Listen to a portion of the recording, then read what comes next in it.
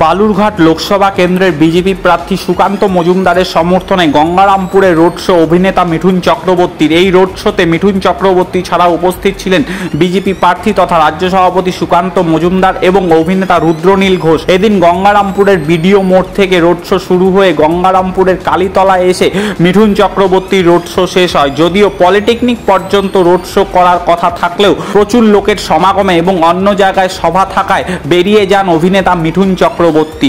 একদিকে বালুরঘাট লোকসভা কেন্দ্রে বিজেপি প্রার্থী সুকান্ত মজুমদারের সমর্থনে বিজেপি কর্মী সমর্থকদের জাতীয় সড়কে নেমেছিল ঢল, অন্যদিকে সুকান্ত মজুমদারের সমর্থনে রোড শোতে মিঠুন চক্রবর্তীকে দেখার জন্য জাতীয় সড়কের পাশে সাধারণ মানুষের ভিড় ছিল উপচে পড়ার মতন। অভিনেতা মিঠুন চক্রবর্তীকে দেখে মোবাইল বের করে অনেক ফ্রেমবন্দি করতেও দেখা যায়।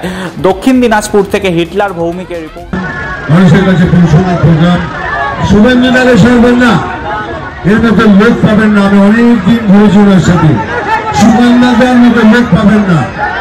সুকান্তদা একজন ভদ্র সৎ লোক।